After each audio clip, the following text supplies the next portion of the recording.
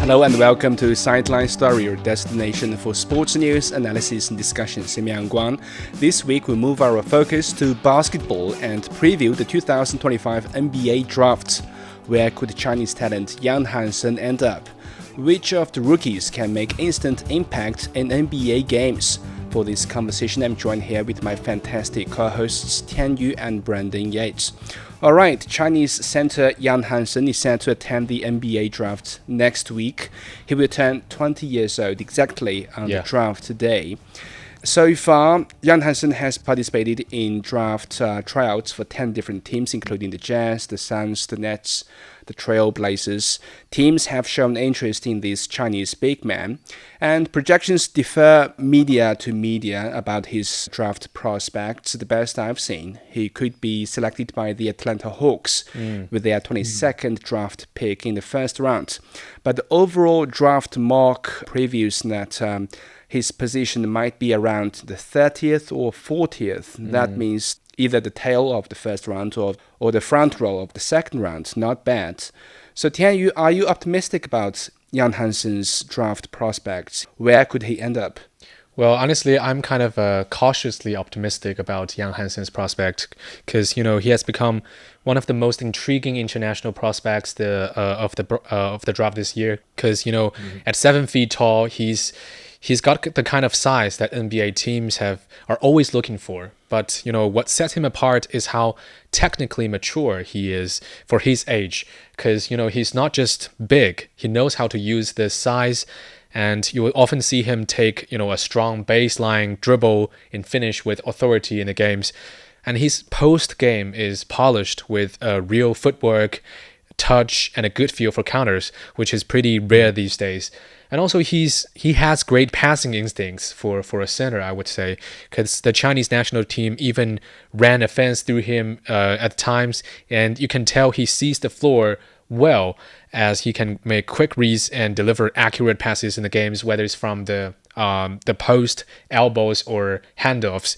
So that alone gives him value in half-court sets. But now, on the flip side, I would say even though I'm quite excited about, a Chinese national potentially entering the NBA, but I think we need to be realistic because, there are still some real concerns. Because first of all, his foot speed is a big issue because defensively, he was the defensive player of the year in the Chinese Super League last season. But the NBA is just a totally different level. I mean, he's not very, switchable, and that means he's going to be struggling against quicker guards in pick and rolls. And most of the time, he's going to be stuck in drop coverage. And even when he's really in the paint, he's not a huge shot blocking threat because he doesn't have elite length or leaping ability, as we can see from his footage. So he's not exactly going to erase mistakes at the rim. Another area that needs work is his shooting, probably. He made only 28% of his threes and less than 30% of his two-point jumpers, and not very impressive, free throw percentage. So that's something he needs to improve to really add to his versatility in the game. And then there's the adjustment issue because, coming from the CBA to the NBA is a huge leap because the speed, physicality, the spacing is just a whole different game in the United States. And he'll need to improve not just physically, but also mentally. And also, from the video recording his training sessions in the US on the social media, we could always see him staying with his translator. I think he'll need to improve his English so to really integrate and to communicate effectively on and off the court. But that said, I do think his potential is real. There aren't many young centers in the draft who are this skilled and also intelligent in passing like him. And in a league that's always looking for high IQ big men, I think that's a valuable asset for him. He may not be, rim running or lob catching athlete, but he can bring something different, like being grounded and being more technical. So I would say he could go maybe in the 20 to 30 position in the draft pick. Mm-hmm. But whether he can reach or even near the level of his Chinese predecessors like Yao Ming or Yi Jianlian, that depends on how fast he can adapt and how much he can improve defensively and as a shooter. Okay, I would say that's a very positive prediction from your side. But for those who are not familiar with Yang Hansen, here's something you must know about him. His height, 2.18 meters, arm span, 2.24 meters, max vertical leap, 0.76 meters. These stats are very similar to Yao Ming's stats when he stepped into the NBA league in 2002. Only Yang Hansen is shorter than Yao Ming, but he's got better leaping abilities. Notably, Yang Hansen has got bigger hands. How big? Even bigger than Kawhi Leonard's hands. Very remarkable. In the past season, he played for Qingdao in the CBA, and he averaged 16.4 points with nearly 60% field goal percentage, 10.5 rebounds, 3.4 assists, and 2.6 blocks per game in the regular season. So, Brandon, if we take a look at these stats and how he was compared to Yao Ming, who was, of course, very successful in the NBA and was the #1 pick in the 2002 NBA draft, how could Yang Hansen do in this year's draft?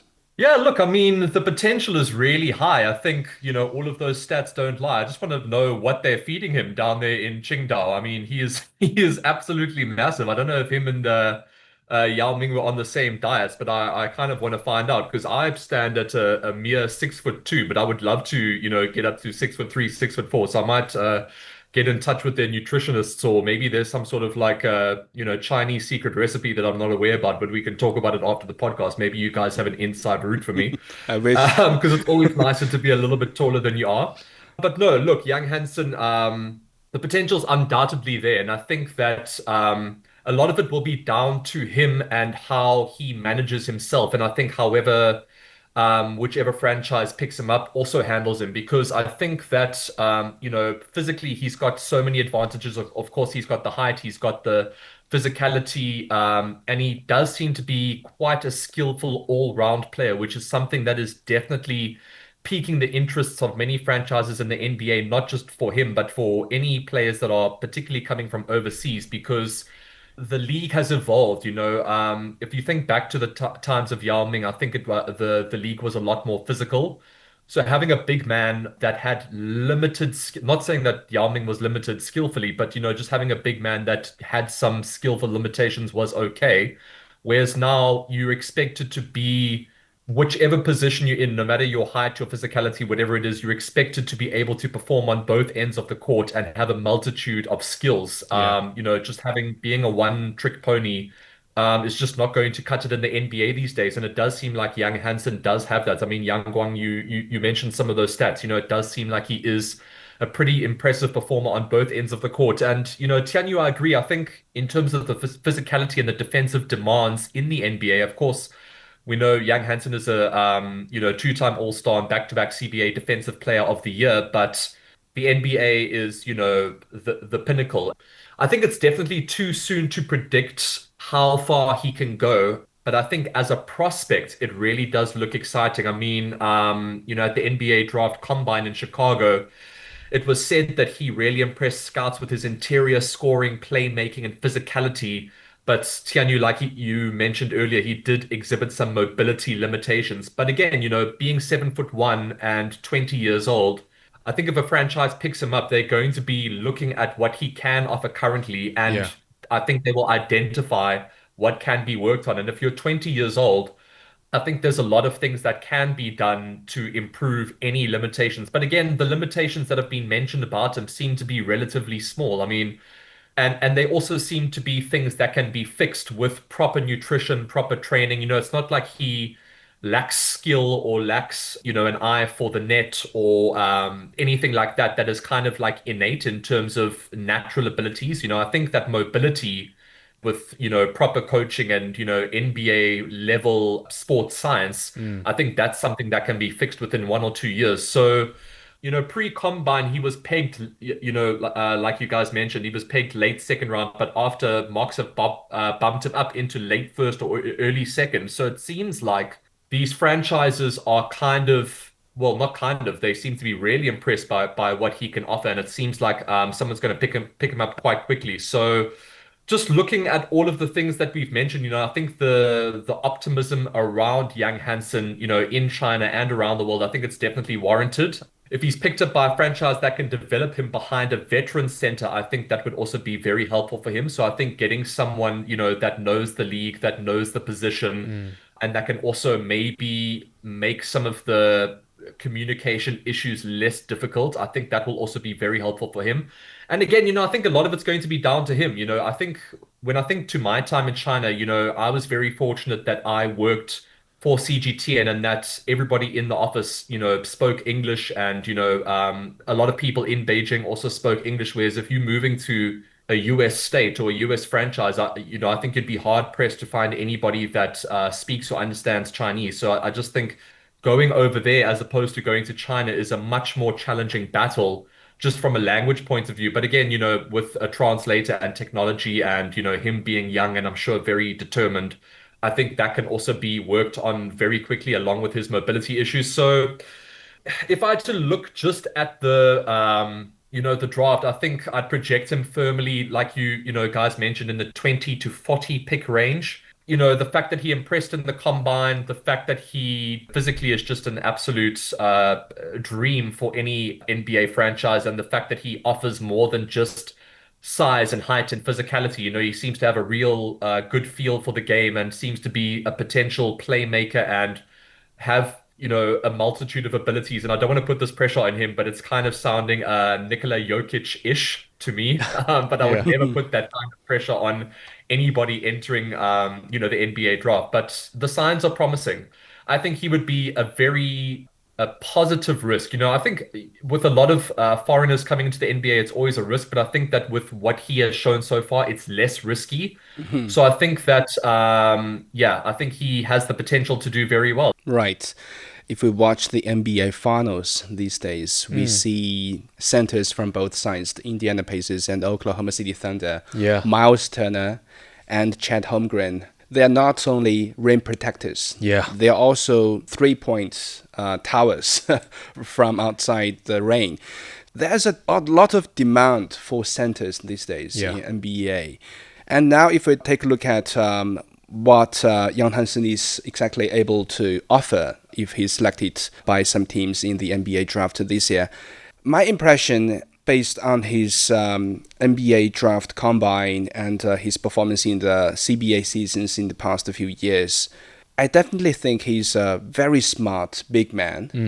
He knows how to play post-up in one-on-one situations on the rim. Yeah. He's got footwork in the paint. He can stand on top of the arc to dish out fine assists. Yeah. He can make solid screens for teammates. He can shoot threes every now and then. So offensive-wise, he's definitely a trustworthy finisher and playmaker. Many would compare him to Yao Ming because of the similarities of their, physical stats and the fact that they are both from China. But like Brandon said, I would say his model is Nikola Jokic. They have really similar playing style. On the defensive side of things, his lack of pace and power might drag him down a little bit. So that's where he really needs improvements.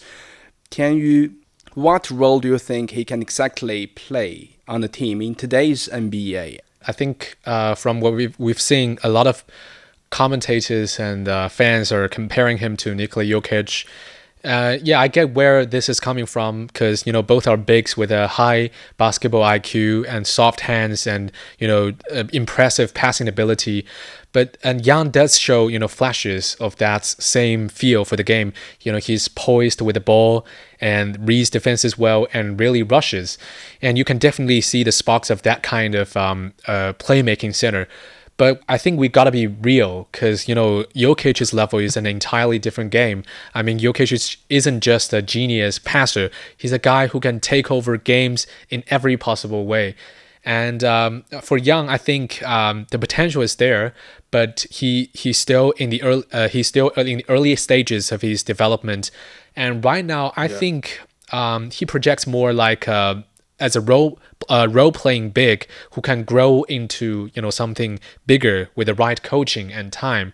Because in today's NBA, I think Yang could play the role of a smart passing, unselfish big in the game who helps run the offense, not by scoring a ton, but by keeping the ball moving, reading the defense, and making the right play.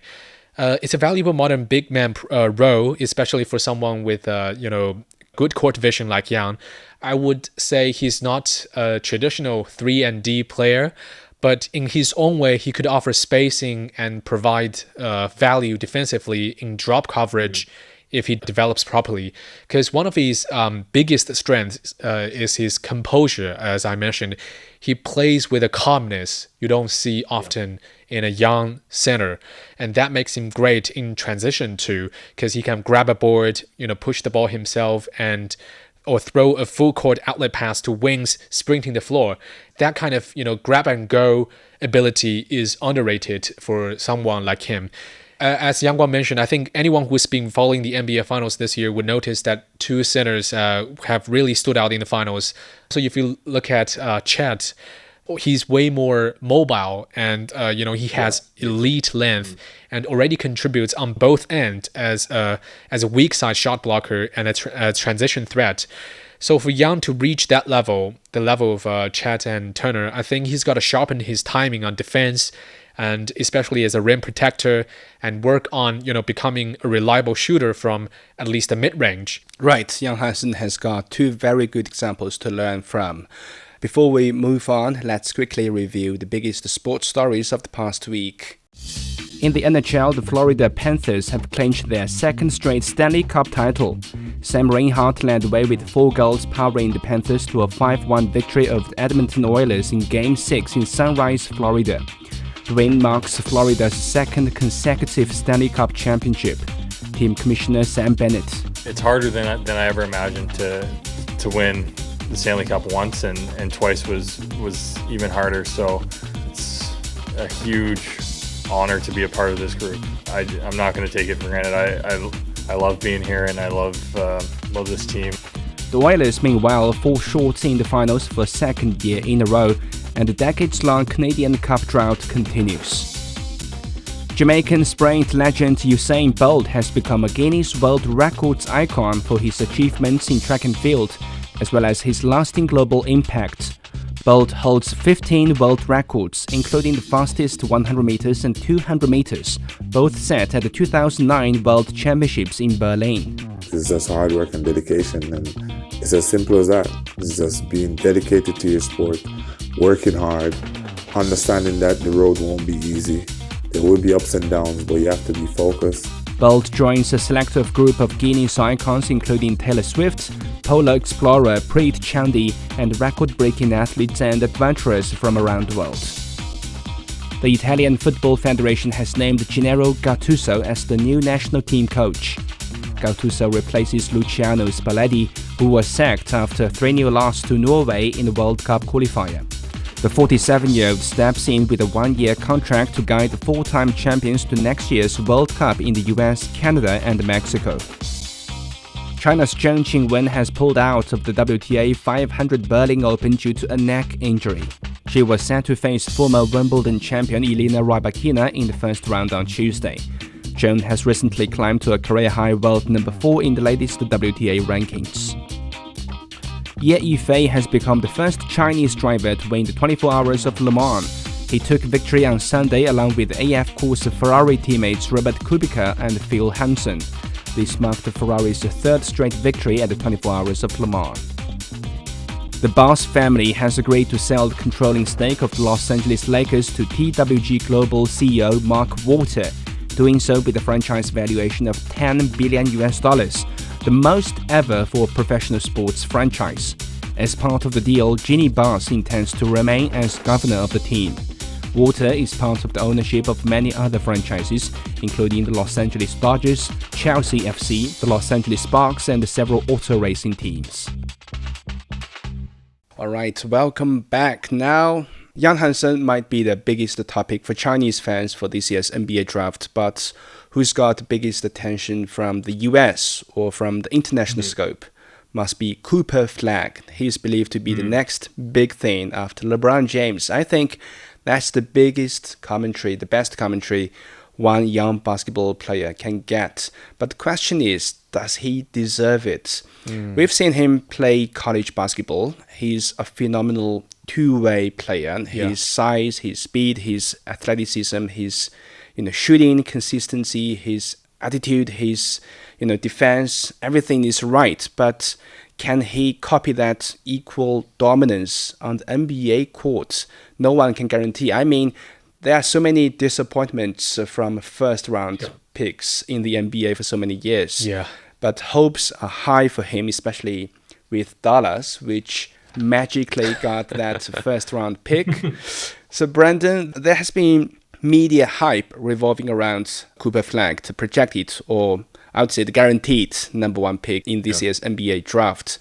How do you view his talent and prospects in the league? I mean, the talent's undoubtedly there. I'm not particularly blown away by him, to be honest. I think he's a really great talent, and he seems to be someone that gets the best out of his teammates as well, which is also very important. I think he's done incredibly well at Duke, and again, 6'9", and incredible skill set for quite a big dude. At 18, he was posting 19.2 points, 7.5 rebounds, 4.2 assists, and propelled Duke to the Final Four and secured nearly every major National Player of the Year award. So some of the things that have been said about him, in terms of what he can bring to the NBA, and this is something that we've also discussed that is becoming incredibly important in the NBA these days because, again, like we've already said, you can't be a one-trick pony and you can't just offer one or two, skill sets on either end of the court. You need to be someone that, has two-way versatility. And it seems like Cooper Flagg really does have that: offensively flexible, defensively switchable, and scouts rate him as the safest top pick in recent memory. It's interesting because there are some really, high-end experienced voices in the league and, in the journalistic field that are very, very excited about this guy. I mean, top scouts project him to be an all-star and all-NBA player if healthy. They're calling him a future cornerstone and potentially championship caliber. And, I think there have been some, I wouldn't say question marks, but one or two, skeptics have talked about one or two issues that could come up, one of which is health. Durability remains a question regarding him, likened to past injury-prone talents. So, Yang Guang, like you mentioned, there have been so many, first round, first picks that have been so disappointing. And I think in the past, a lot of that has also been due to injury concerns. And apparently that's also something that is being kind of quietly spoken about behind the scenes about Cooper Flagg. It's not something that's really been a standout issue in his college career as of yet, but apparently behind the scenes and in some medical fields, there are some questions about his ability to stay healthy for an entire season. And there's also been some question marks about his consistency in shot making. His long range game apparently needs some seasoning, which has been talked about by some of the Eastern scouts. So is he as exciting as someone like, a LeBron James coming into the NBA, or as exciting as someone like Victor Wembanyama, like a generational talent like that, or someone that's established themselves already in the league like Luka and Nikola and all of these players? I don't know. But the potential to be a star in the NBA, an all-star, and someone that can at least boost the Dallas Mavericks' chances of getting back into that, finals conversation, I think so. There has been a halo around Cooper Flagg even before he plays any minutes in the NBA games. So, Tianyu, how much of an impact do you think he can make immediately with the Dallas Mavericks if the Mavs would pick him? Of course they would. Yeah, I think it's safe to say that Cooper Flagg has been the most complete prospect in this draft. As Brandon just mentioned, at just 18, he's been showing elite two-way potential. So I think his feel for the game and passing vision and, as we mentioned, versatility remind us kind of players like Tom Chambers or even a young Scottie Pippen. So, so if Dallas ends up taking him, I think he could be a game changer for the team, because, we know the Mavs has been lacking a true interior presence for a long time. His shot blocking instincts and his helping defense can provide much needed rim protection for Mavs. And offensively, you can put him into almost any team or system, and he'll contribute right away without needing major adjustments. He may not be a primary scorer right away, especially with AD and Kyrie around in the team, but with injuries always a concern for the Mavs, Flagg could easily emerge as a reliable third option at becoming a franchise cornerstone. Right.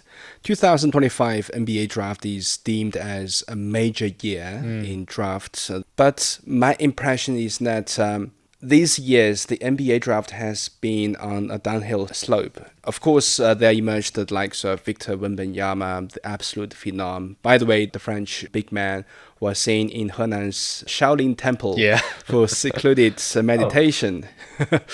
Anyway, other names I can think of, Paolo Banchero, maybe Cade Cunningham, and that's it. But like 20-some years ago, there would emerge a bunch of superstar potentials in 1 year from the NBA draft. Like 1996 had Kobe Bryant, Ray Allen, Allen Iverson, Steve Nash, Stephen Marbury. Brandon, do you agree that the NBA draft has seen poorer quality in terms of the draft picks? I mean, I suppose the number one pick has kind of dropped off a little bit. I wouldn't say that the draft selections overall have dropped in terms of their standards, but I also think what's exciting for the NBA and just for any players wishing to enter the league from America or around the world is that there does seem to be room for, for growth. And if you don't go in the first round, or if you don't get the team of your choice, or if you're not, touted as a superstar, that's not going to stop you from becoming a superstar. Think of, Nikola Jokic, for example, is a great example of someone that really wasn't seen as a massive prospect, and Giannis Antetokounmpo was also kind of nowhere, and then also went on to completely dominate the league. One of the greatest success stories of the last 5 years has to be Tyrese Halliburton. His rise throughout the NBA has been truly remarkable. A two-time All-Star, led the Pacers to the finals. What he's been able to do with that franchise, and from kind of flying under the radar to where he is now, has been pretty phenomenal. Yeah. I think there's so many examples of other guys that have entered the league and taken that opportunity and really run with it to go on to become superstars. So I think that's the big takeaway. I think that's a positive sign for Yang Hansen this year. Let's see how he will end up in this year's NBA draft. With that, we end this episode of Sideline Story. Thank you so much for joining us. Subscribe to Sideline Story and leave your comments wherever you listen to podcasts. For more information, you can also check our website at radio.cgtn.com. Until next time, stay on the sidelines with us.